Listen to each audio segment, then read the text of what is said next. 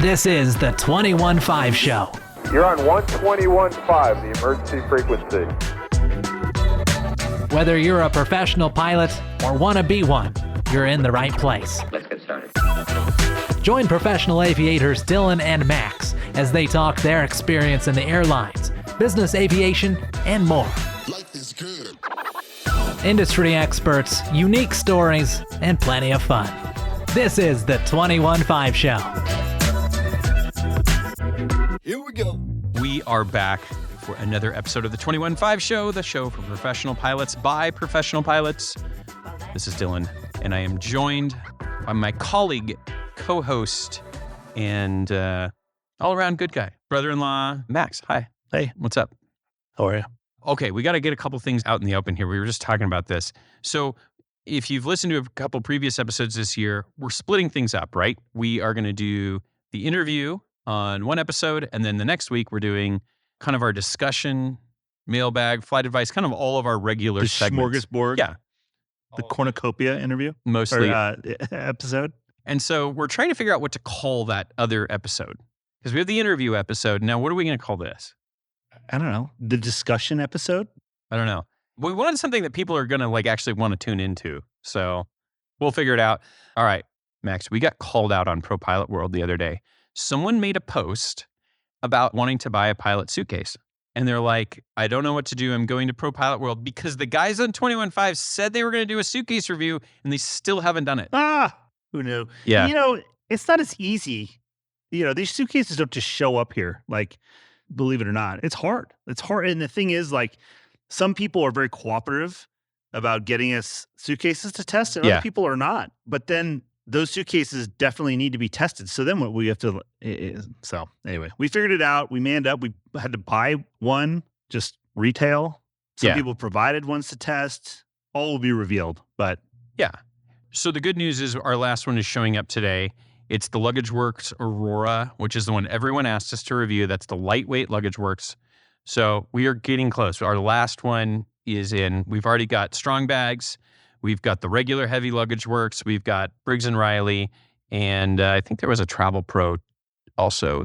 We're doing that. We're going to have a fish scale. We're going to hang them for a real weight test. It's going to be great. It's a whole thing. It's going to be incredible. Thank you for your patience.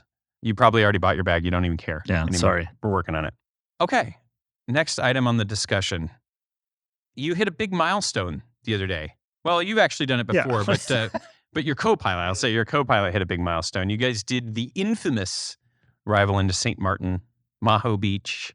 You guys got the photographer. Tell me how you got the picture of your airplane coming in over the beach. Yeah, I looked on, was it Pro Pilot World? Probably. And I looked, just quick search, and there's a guy down there that is a professional photographer. I just emailed him like, hey, we're coming in. What does it cost to have you take pictures of us? Because it's funny. Another time I flew in there, it was a weird situation where I was bringing all of the owner's family and all these people, but he had come straight from Europe. So he flew because there's direct flights from Air France and KLM flying there, right? So he came straight from Europe and he was there. So he was at the Sunset Beach Bar or the beach or whatever. And it was right at sunset. He took some incredible photos on his phone. I was like, wow, those are cool. I mean, I still show those occasionally or look at them or whatever till today.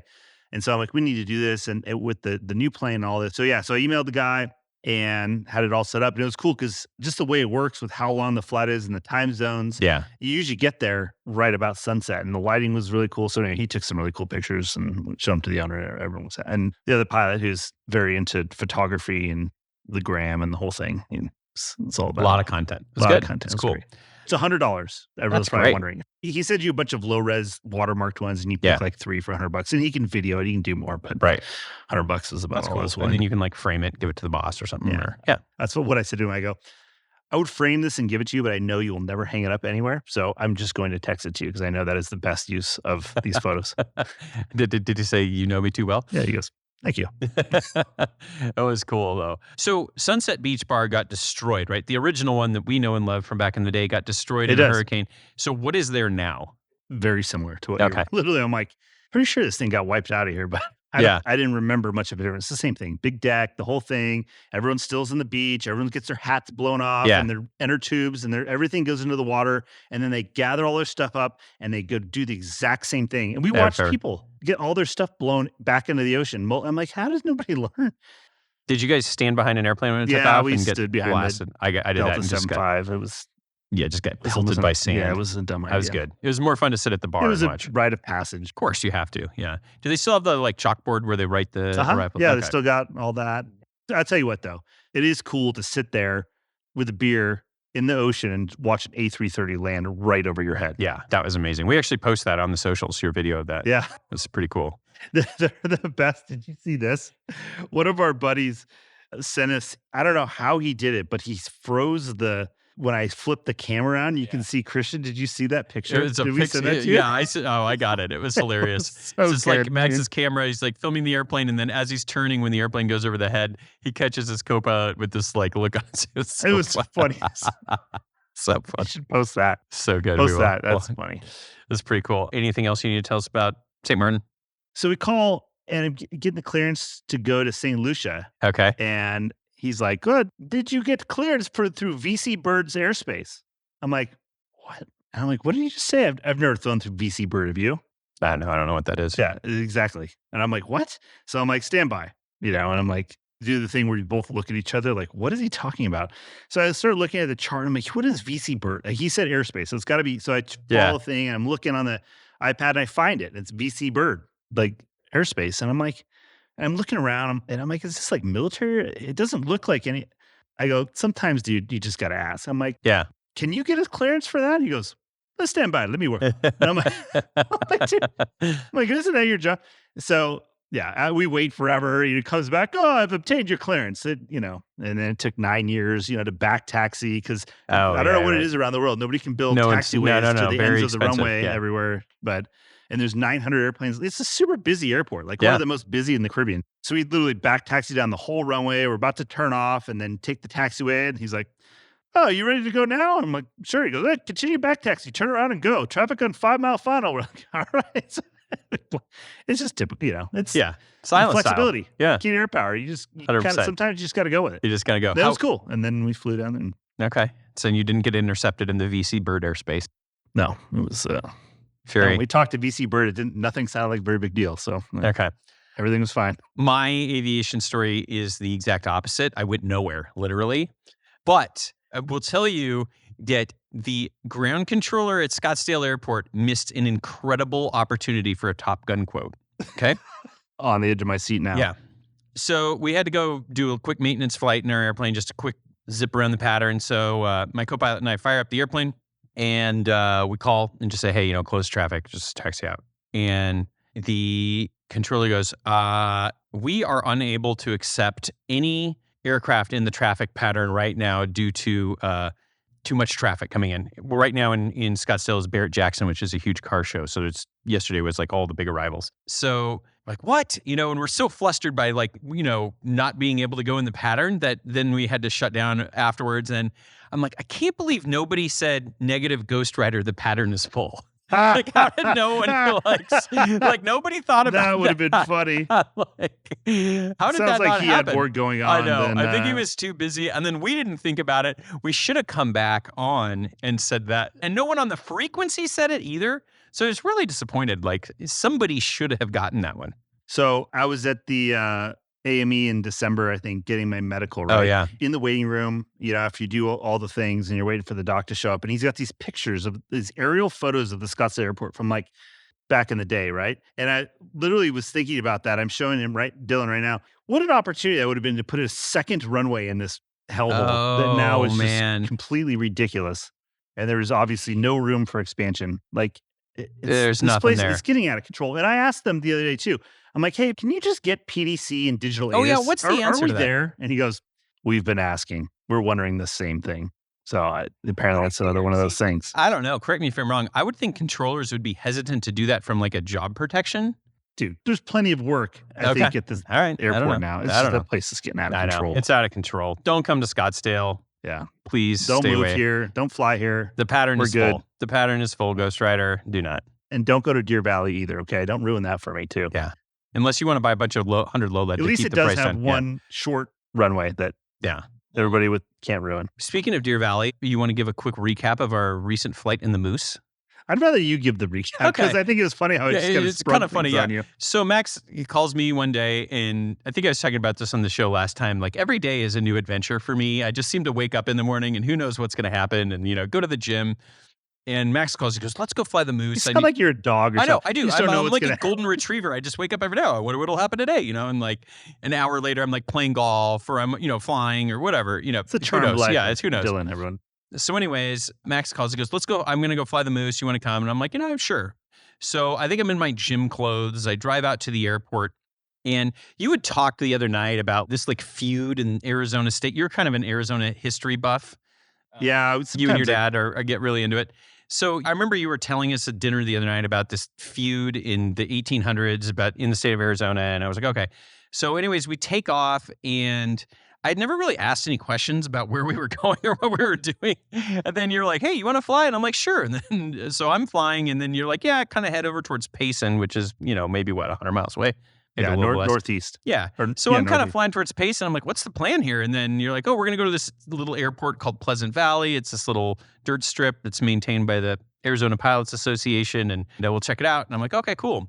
So we go in there, you did a really nice soft, it was a legit soft field landing there due to the 'cause soft conditions. we're on the downwind. I'm like, do you see those ruts in the runway? It is like snowed, rain, whatever, a lot. And I'm like, if those ruts are deep, dude, we like the wheel's going to fall into a Yeah. rut. Like we're not going to land. Yeah, we can't But have I'm that. like, we're going to take it down to like Yeah. short final, and then we'll make the call. And so because you can't tell till you get close. They just look like Yeah. dark streaks in the runway, right? Yeah. Which you could tell is the mud. Yeah.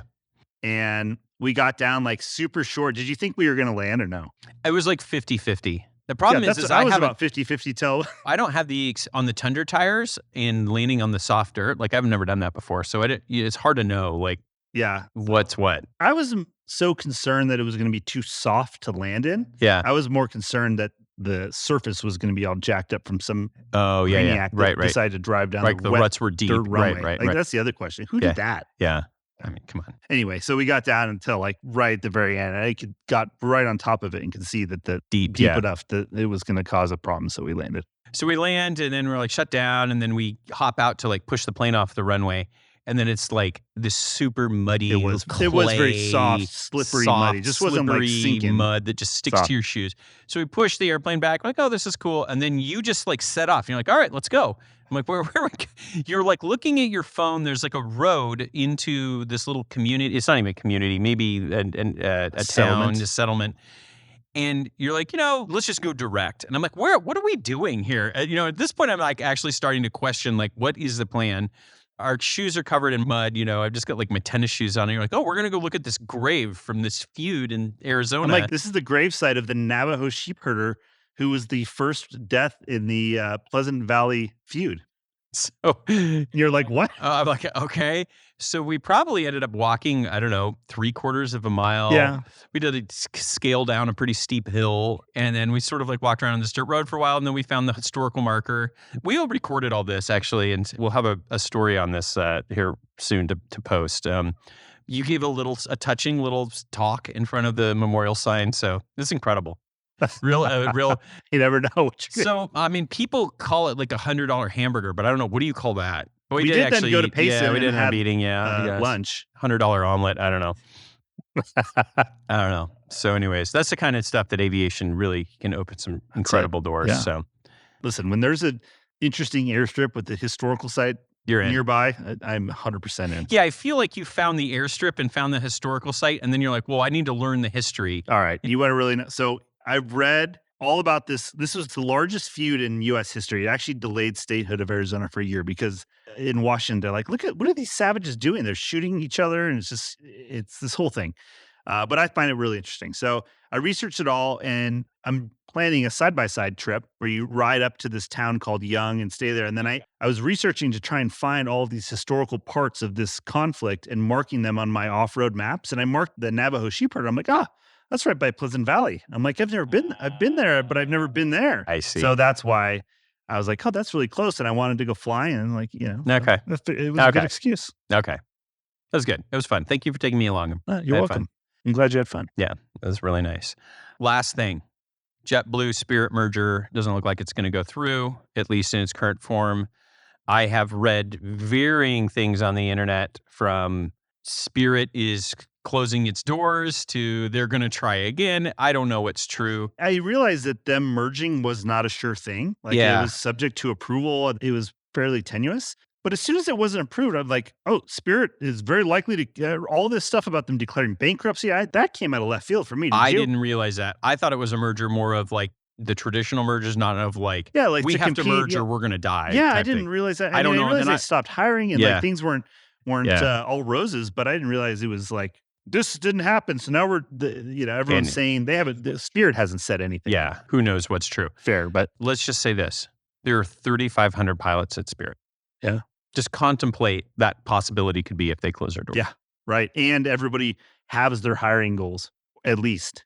Hey, one other thing. Do you remember a couple of episodes ago when a guy wrote in and he was like in the like Spirit Academy, or he had like a conditional job offer from Spirit?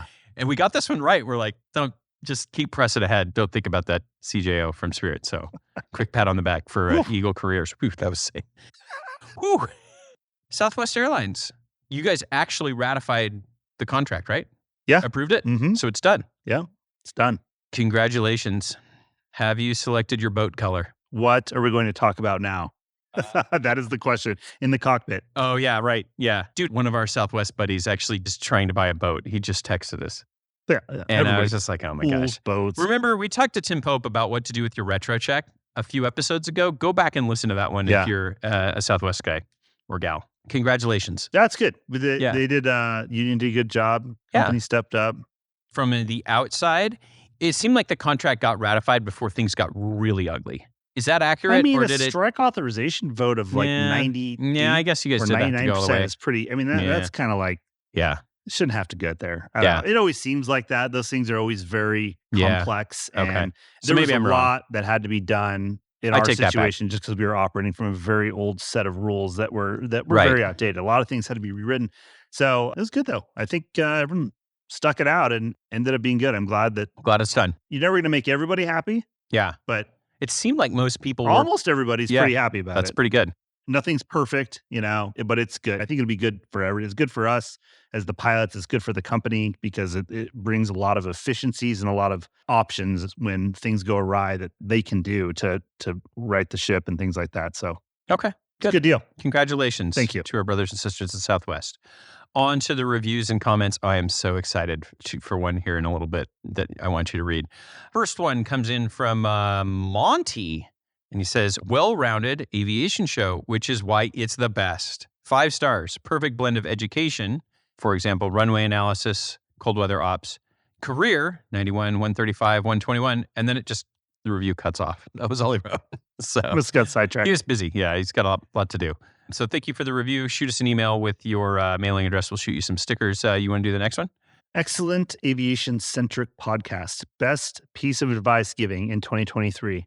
Fake it till you make it. That was you, Don. Yeah, congratulations. Eagle Best Careers, we're 2 for 2. 2 for 2. Fake it. The context was so bad. I know. I can't right now. Oh, boy. I just can't go down that road. Please don't. Thank you for that review. We will not be sending you a sticker, however. Yeah, we will. It's going to be the new fake it till you make it sticker. I am working on a design. We've got some ideas. There might be some liability implications. Yeah, I got to think about that a little bit. All right. This is an actual YouTube review, Max. I want you to read this and just be as blown away as I was. Yo, just checked out this podcast and it's straight fire with the fire emoji. First off, major vibes. Host keeping it real and dropping some serious knowledge bombs. No boring lectures, just chill convo that feels like you're vibing with your crew. The content is on point for us Gen Z peeps. Tackling real issues, memes, the struggles we face. Love the diverse perspectives and how they keep it inclusive. They ain't afraid to get deep, but it's not all serious. There's that perfect mix of humor that had me low-key laughing in public. Mad respect for the dope music choices, too. It's like they rated my playlist. Totally gets the Gen Z aesthetic. And the guests, legends. They're bringing in voices that matter and sharing stories that hit home. The only downside? I wish the episodes were longer. Time flies when you're having a blast, and those peeps just know how to keep it interesting. Overall, if you're a Gen Z or looking for a podcast that's relatable, entertaining, and keeps it 100%, this is your jam. 10 out of 10 would recommend to Squad. Hashtag podcast goals. Hashtag Gen Z approved. KOTZ. T-A. I mean, Coda. such a fake That- AI written. This is like you told ChatGPT, write a Gen Z I review know. of a podcast. It's hilarious. Ah, I'm just so like good. every single like Gen Z slang word that they fit in there is just like, hilarious. See, here's the thing. When you're asking AI to write you something, Yeah. it's all about how many data points you give Prompts, it to hit. yeah. So it said, the real review was this. Write me a YouTube review Yeah. about the 21.5 podcast that talks about, the knowledge, Yeah. not being boring, that they're tackling real issues inclusive of means and divert. Yeah. But Oh, he yeah. hit the music too. He liked the 80s. It's just totally fake. This has nothing to do with our podcast. This is like a blanket.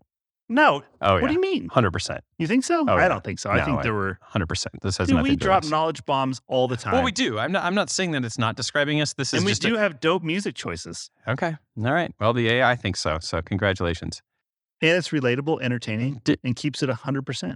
Okay. I guess you'll take it. Podcast slaps, bro. It's just slaps. There, we fit in the last Gen Z term. All right. Let's move on to the mailbag, which is, of course, brought to you by our friends at Advanced Aircrew Academy, aircrewacademy.com. Check out their website to see all of their offerings for professional pilots, especially those that maybe need a little refresher on international procedures, Max. Uh-huh. Do you have any thoughts? Yeah, I'm a customer. I didn't even ask for it for free Oh, look at you. for supporting. They support us. I support them. It's interesting. It's good. I mean, even on this little Caribbean trip, there's Yeah. still some good nuggets in there that you. Yeah, was that the you bought VC of. Bird covered No, there? VC Bird was not covered Oh, okay. in All right, particular. Dan, are you listening? We have to add that. But yeah, it's all good stuff. But the thing is, the world is changing, right? Yeah. They just finished the Nat Ops Doc 007, right? Yeah. That gets revised, twice a year? Or coming up, you're not going to have to get an oceanic clearance anymore. Oh, You're just going to check in like you own the place Oh, again. man. Hey, we're here. that was like making you feel like you did something. I know. So there's no more position reports and no more oceanic clearance? Well, I mean, you can't say there's no more of these Yeah. because in the event of failures or Right, whatever, right. you have to resume position report. But yeah, it's just when you thought it couldn't get any easier. Gander. All right. Okay. All right. Advanced Aircrew Academy. Thank you for your longtime support. Aircrewacademy.com.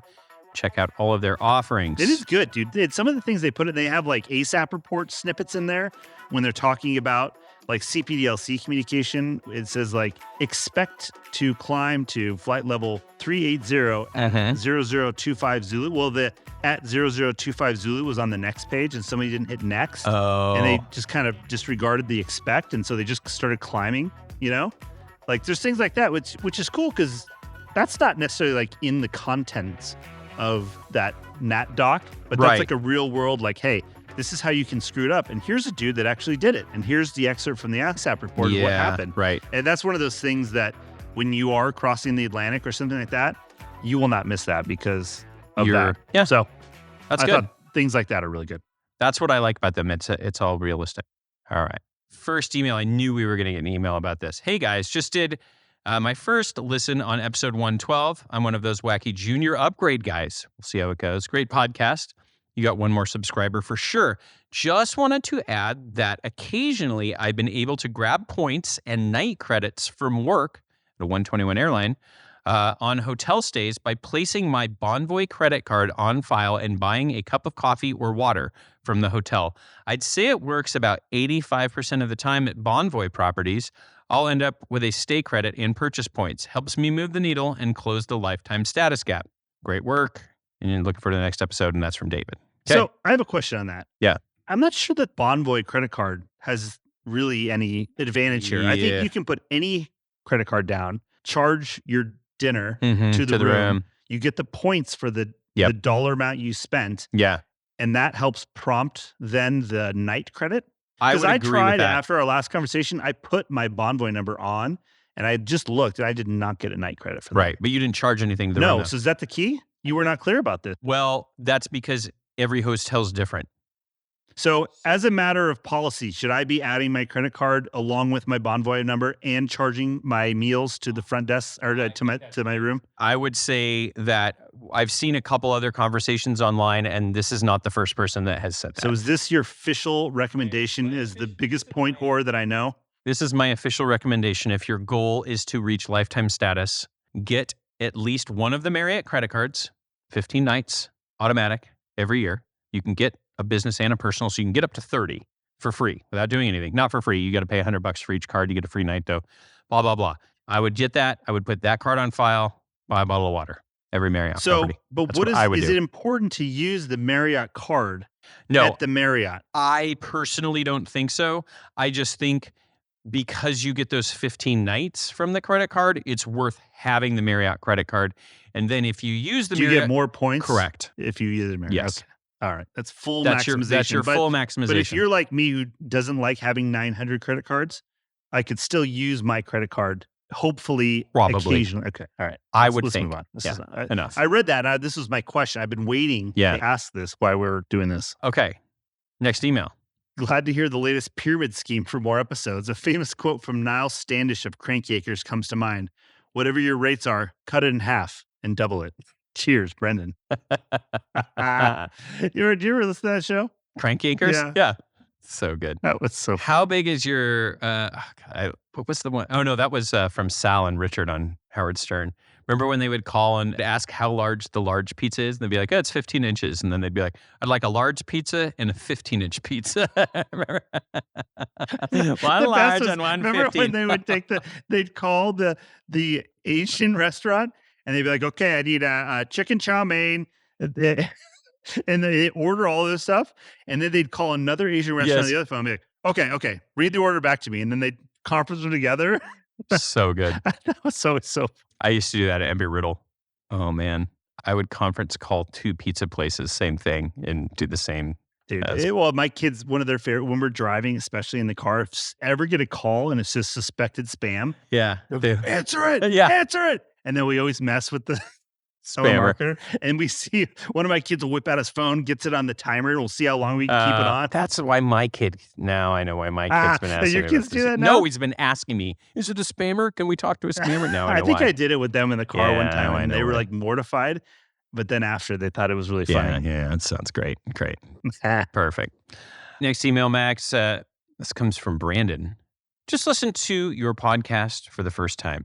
After 25 plus years of professional flying and over 15,000 hours, I'm very impressed with your knowledge of the aviation industry.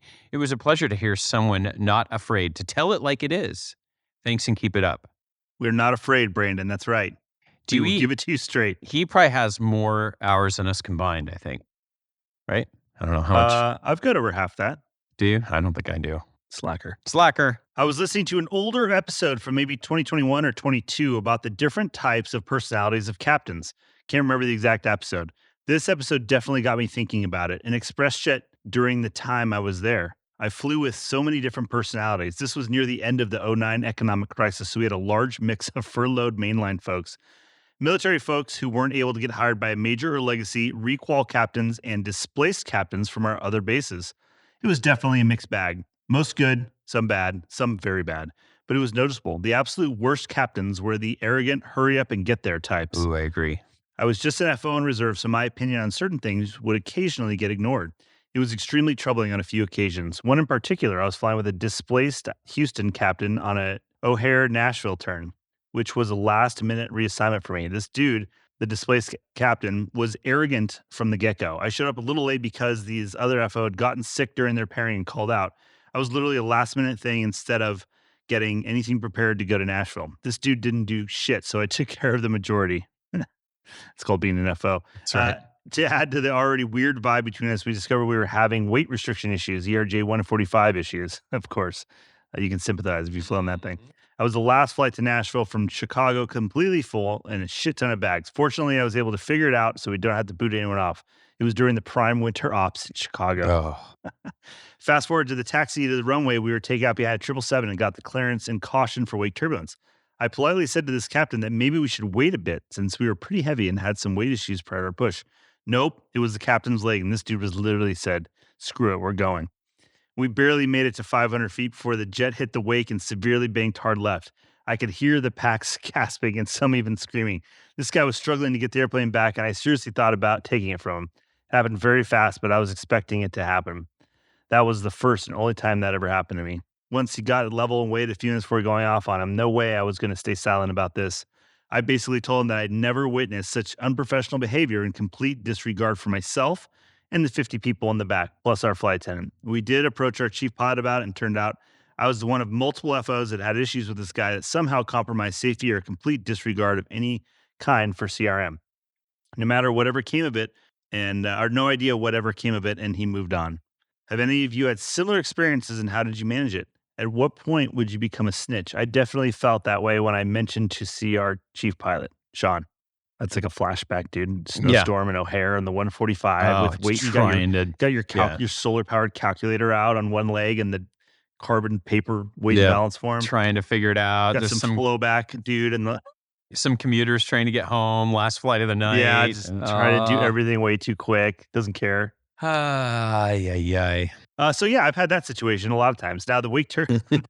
What about the going to the chief pilot though? Yeah, and having to. Well, in my opinion, there is a process to things like this, of which the last step in that process is marching into the chief pilot's office. Yeah, and that would depend on the structure, of course, that your airline has, but always the first call is to professional standards. It is always better to let the pilot group, and for those of you who don't know, professional standards is a part of the union that then basically allows the pilot group to keep the issues within the pilot group and hopefully solve those issues without the company getting involved. Because once you have the company, who is everybody's employer, involved, then you get into a lot of stickiness. Stickiness because there's liability. And it may even not be because the chief pilot's out to get you, but they have things that they have to do. They have to answer to HR. There's a hierarchy. Yeah. It's a bunch of things that you don't understand when you're trying to solve an in-cockpit issue. The best that actually extends beyond that. It's like a flight crew issue. If you're having a problem with the even the flight attendants,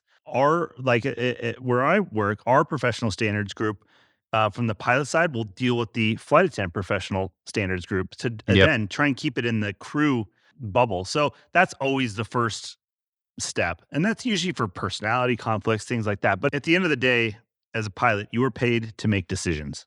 And those decisions a lot of times are what is in the best interest of your passengers and ultimately really yourself. What I always say, if you take care of yourself, the people in the back will be fine, right? And so there are some situations, there's no way to generalize this. There are some situations that are especially egregious enough and you think somebody might get hurt on the next flight. You're going to have to make that call. But that's what you get paid the big bucks to do in this situation or a myriad of others. So while I have never had to do that. I have. Oh. I think I told this story before on the podcast, so I will just quickly recap. Flying with a captain, extremely similar. Embraer 145, super senior captain. He told me, because he was in the initial cadre of Embraer 145 guys at American Eagle. And I remember the first thing he told me when I was the first leg with him is I might have the most time in this airplane of anyone on the planet. And red flag number one. Here we go. And which also means he was the worst. So I think I told this story. We shot an approach down to minimums. I called minimums and he goes, "That's not minimums." And I'm like, "What?"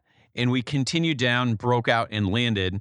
And long story short, he believed that the minimums were the 200 feet on the radar altimeter and not the barometric altitude. I'm pretty sure I told the story. I was about to say, I've been here for every one of these podcasts. I do not, but now I remember that story. Yeah. So we talked about it. I'm like, "No, I called minimums because the minimums is this altitude on the plate." And he goes, No, it's radar altimeter when it gets 200. So really? When did we get Cat 3? Oh, interesting. And then I was like, "Well, what if we landed in Cincinnati where there's a river in front of the runway? Would you just go down to 200? You know what I mean?" So the next day when we got back to the plane, because we discussed this for a while, we got back to the plane and he sat down in the cockpit and he's like, "You know what? I was thinking about our conversation last night." I'm like, "Okay, here it comes." And he goes, "You're definitely wrong." And I'm like, "No, I'm definitely not wrong." So I finished the trip with him. And then I was like, I have to call professional standards on this because one, he's the captain and he's going to, that's why didn't you just open the book? It's pretty. He wouldn't take it, dude. You shouldn't even have to open the book because logic. Well, I realize that, but you're past that point here. Exactly. He needs to see it in black and white. That's what was the nice about the old days. You could just grab the book and you can physically throw it at his head. Yeah, here you go, dude. Now with the iPad, it doesn't work like that. But I think in this specific scenario too, when you're a first officer, maybe even if you're a junior first officer, even if you're right, it may be very difficult to convince a captain. And so I think the moral of the story is get it to professional standards. They know how to do this, and they are going to come from a different angle than you may be. They will call a check airman who's a training captain, if Yeah. and he will call the guy and be like, "Hey, I just want to review the minimum, have the Yeah, discussion yeah. with him, hopefully in Yeah. a non-threatening manner, Yeah. and set the dude straight." Yeah. But I think what the listener said, I think is I would have gone to pro standards, not chief pilot. But I mean, you voiced your concern, you spoke up, you're gonna have to kick it on to the next Well- level. It's just too many pilots are too stubborn. I think it's too hard to like go to war with them, Well, the flip side of the coin is professional standards only has so much power. There's only so much they can do. But that is where you always start. You know what? If we have had a listener that's been involved in the professional standards, will you write in and maybe talk to us? Because I don't really know a ton about what the steps are. Like, I don't know if you get a call from pro standards or like, hey, look, dude, you're going to the wrong minimums. You need to change. And if the guy argues, then what do they do next? I just don't know what the process is. Yeah, I so don't know let us either. know, because we're actually curious and we might all be able to learn something. So great email from Sean. Watch out for those 777s. Okay, Max, I think you're really going to enjoy this next email. Regarding looking for ways to deal with companies forcing itemized receipts, someone needs to brew a new beer. Simply name the beer Side Salad. Even if it's a complete farm boy swill, it's guaranteed that anyone on an expense report will buy multiple at any establishment. I suppose, of course, that some bean counters might often wonder, geez, why the hell is this guy ordering 6 side salads?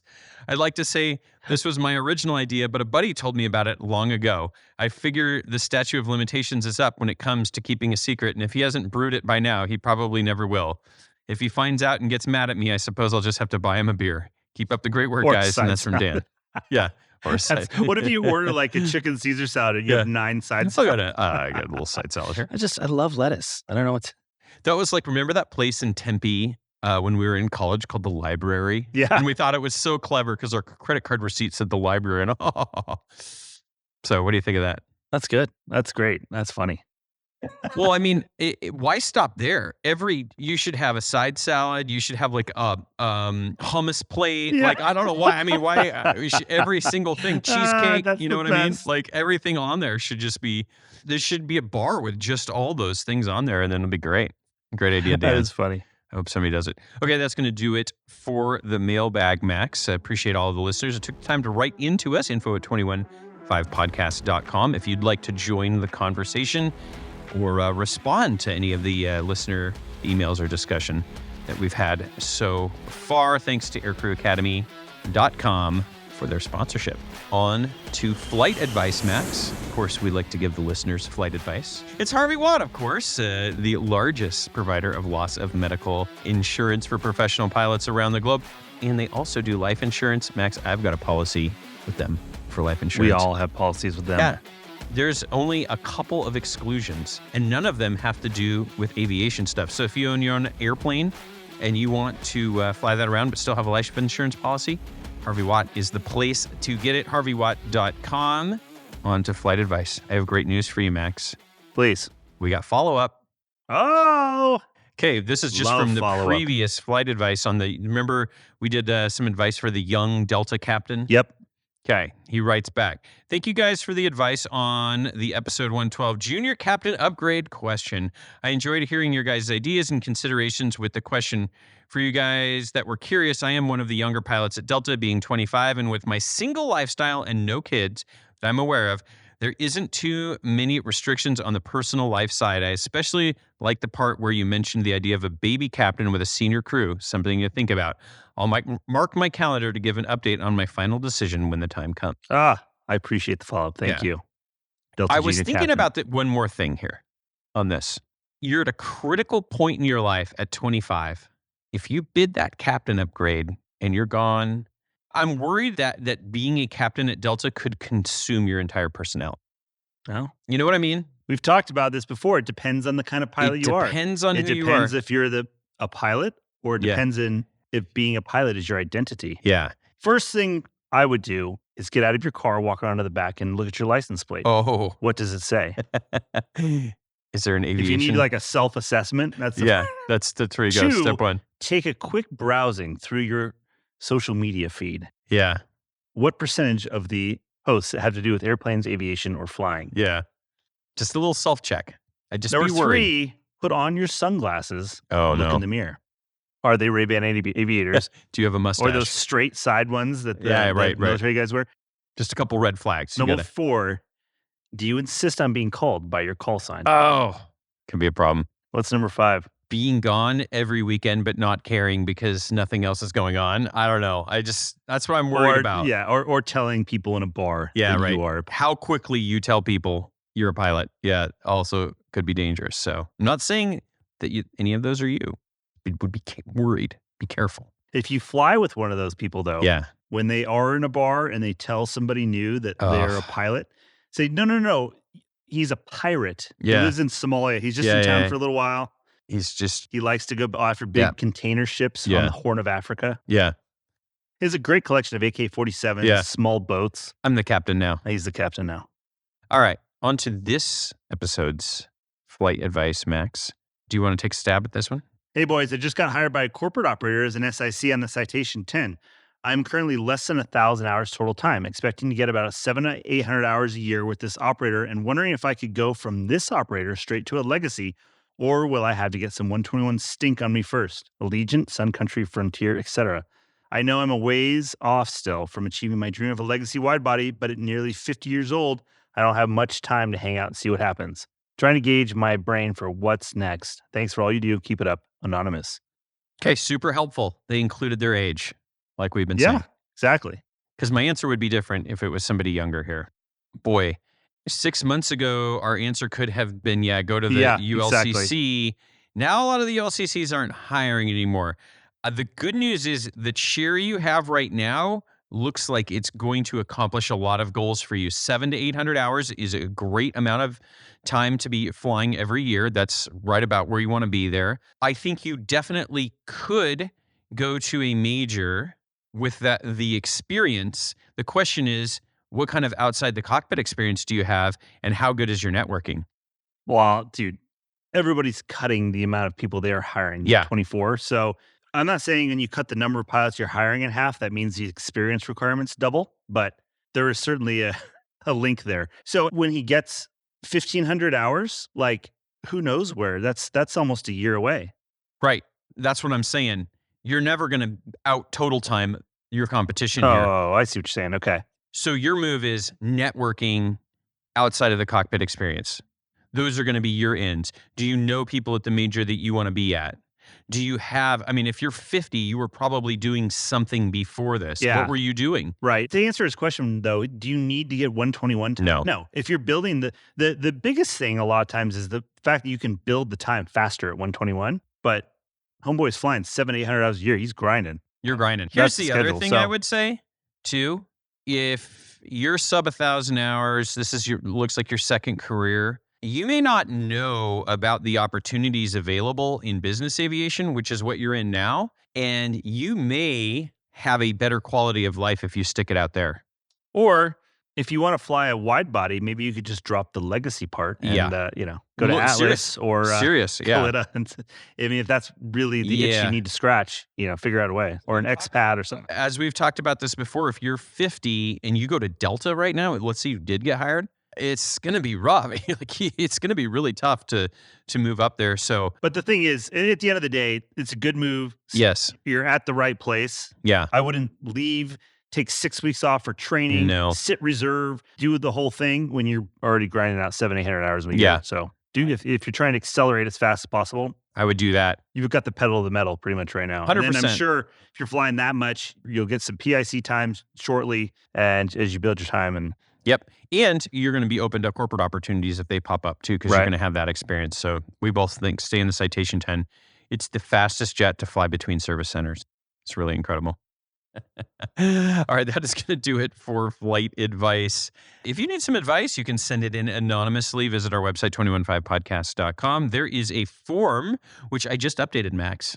I know. So we talked about it. Yeah, it's on there. You put in some more relevant information. It's all completely optional, but where you live. You made it optional? Well, I think if you're in a small town and you give too much information away, it could be it could be tough. We've had a couple of those where the guy's like, I'm one of 2 pilots. You Oh, know? yeah. So give as much as you're comfortable with, but now you have it prompts you to give the information. The more information I think most people aren't have, giving it. They just don't think about it. Yeah, exactly. So the more information we have, the better we can make. Prime example, the person that just wrote in, knowing they were 50 really helps us. So 215podcast.com, anonymous form on the website. That is going to do it for another episode of the 215 Show, Max. Thank you to everyone who participated, wrote reviews, flight advice. All the things. Thank you for the Bureau of Land Management in Arizona for maintaining that incredible grave we got to visit. Was it BLM? That's actually Forest Service, Oh, I'm dude. sorry. Thank you. Shout out to the Forest Service. Yeah, that's the Forest Service. The airstrip is in the Forest Service, which is even more awesome. Yeah. Shout out to Sunset Beach Bar. And shout out to the controller that wouldn't let me do a VFR pattern and missed his Top Gun reference. Thanks, Harvey Watt. Thanks, Advanced Aircrew Academy, Veris Jet Sales, AirComp Calculator, Tim Pope, all of our partners who help us to produce this show.